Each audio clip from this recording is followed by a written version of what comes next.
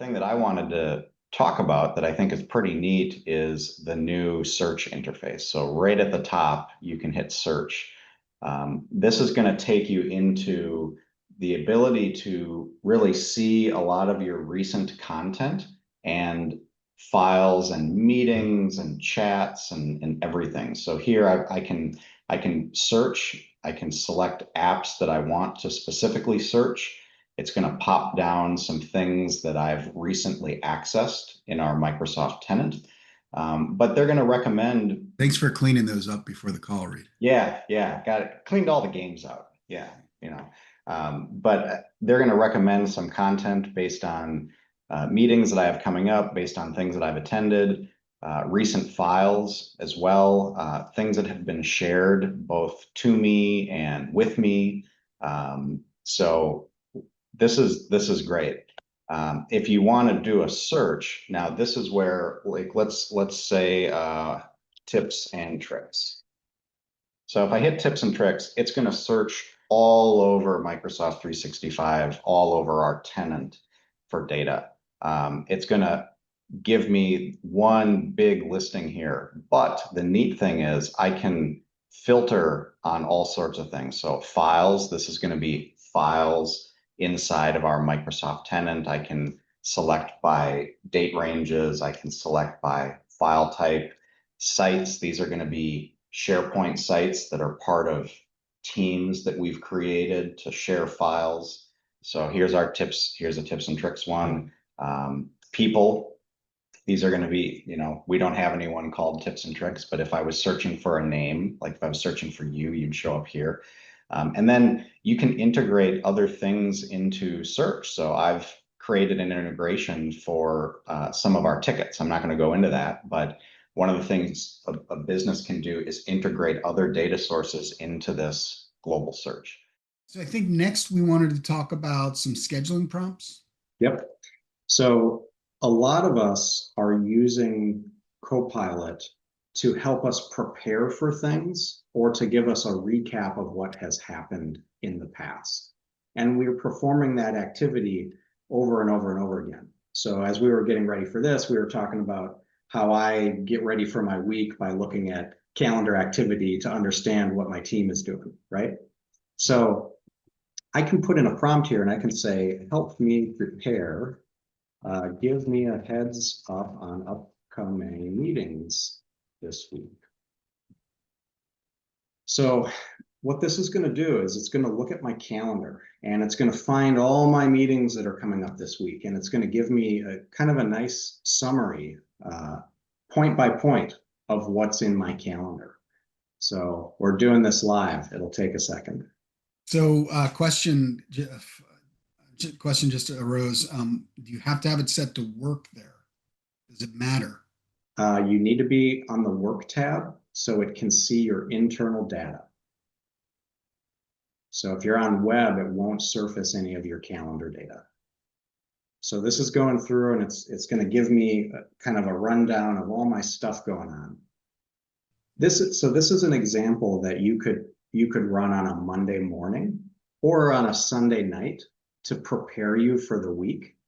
I'm going to hit escape to stop this because it's going a little slow.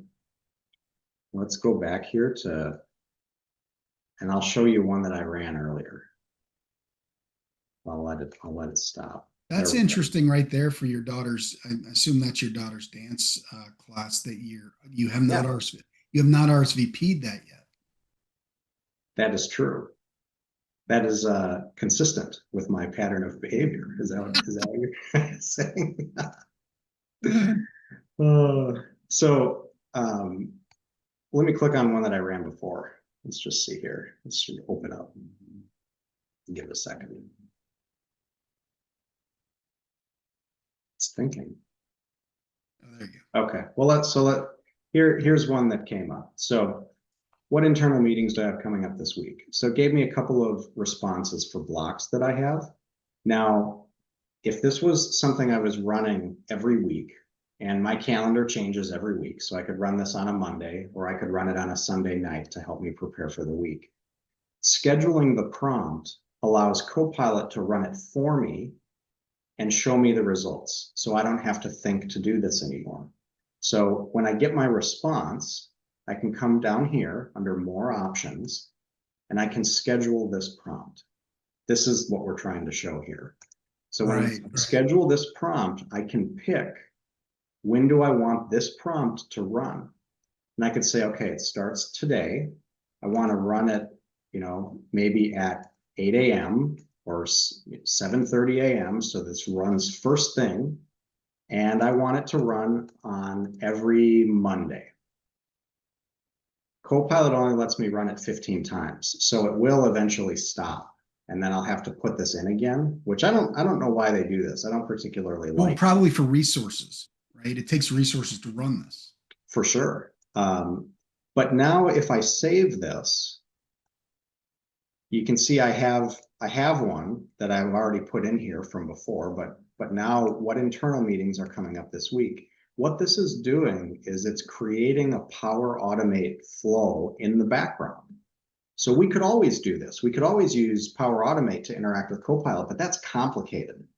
So for the end user that wants to just rerun a prompt, this is a really easy way to do it. So now every week, starting on the 20th, this prompt will rerun and it will show up in my chat history. So one of the things I struggle with, and I think we've talked about it before on these calls or these webinars, is how do I find where we were talking about whatever it is? Was it an email? Was it in Teams? Where did we write a document? Yeah, so that's where when you're doing that prompting in Copilot and you type the slash, now I can add context to my prompt. So I can say, where did Gar, and it's going to find you and Jill talk with me about Copilot. So now what it's doing is it's narrowing its search to our messages, right? It's going to be our Teams messages, our group chats, our channel messages, and it still may pull in some files, but it's really going to focus on conversations, and it's going to focus on meetings that we've had where the meetings have been recorded and we have transcripts of those meetings. So it's found some emails. Oh yes, this is exactly what I need, Reid. Yeah. In fact, that wasn't a really great example because I don't know that I don't recall you and Jill and I ever talking about Copilot, but Jill likes to get her hands in everything. So she probably was talking about Copilot. Sure. So yeah, that's fantastic. Yeah, when you're prompting, that slash command is really powerful because it's going to pull up a lot of your recent data. But then you can type in names of people. You could type in the name of a meeting. So I could type in like our leadership meeting Thursday, and it's going to narrow in on that meeting for context when it's searching. So this is kind of a new feature that's been released pretty recently, is custom instructions and memory. So ChatGPT has had this for quite a while. But it's now available in Microsoft 365 Copilot. So I'm in the Copilot chat interface here, and I'm ready to type in a new prompt. If I go up to my settings, this is where I can access some personalization options. First one is custom instructions. So custom instructions tells Copilot a little bit more about you. Now, it already knows a lot about you, right? Because it has access to all of your emails, your meetings, your transcripts, your files. But you can give Copilot some specific instructions on how to act. So I've said I'm a small business CIO and MSP co-founder, but I care the most about how it writes. So I've said, write in a conversational, Spartan tone with less corporate jargon, write like a human, keep it professional but conversational. Avoid those M dashes because I can't stand them. Avoid buzzwords like streamline and game changing, and avoid sounding like a press release. So I've given Copilot some instructions on how I want. I wrote that, yeah, because I think that kind of sounds like me. I don't. So everybody should go in that's using Copilot should personalize this. Yeah, you That's how, should. that's where Copilot looks when it says write in your tone or write in the tone of. Yeah, well, you can ask for a formal tone or a casual tone, a professional tone, but this provides a little more context around all of that. So this is really the first thing. So memory, this is the next piece. So when you're interacting with Copilot, if you tell it or type something with certainty, like my dog's name is Izzy, my role is the CIO, I will be out of town on a particular day. These are all things that I typed in recently, and it saved that as memory. So the idea here is, as How did you get it to save it? I'd actually it intuitively figured out that I wanted to save it. So let's do that now. I'll say I am in the office Mondays and Fridays. So if I type that in, Copilot updated its memory. I didn't tell it to, but it just interpreted that that's something that it should remember. So now when I'm putting in prompts in the future, it's going to take this additional context into consideration when it's giving me a response. Now this could be a problem. Maybe it updated its memory with something that I don't want in its memory anymore. So I can go because in, you're not in the office on Fridays anymore. generally not, right? So I can go into manage memories and I can find that entry and I can delete it. Or I can delete all my memories at the bottom. So Reid, just real quick, because I didn't catch that. I don't know if audience members didn't. How did you get to that? So Yep. Close this window. How did you get to it?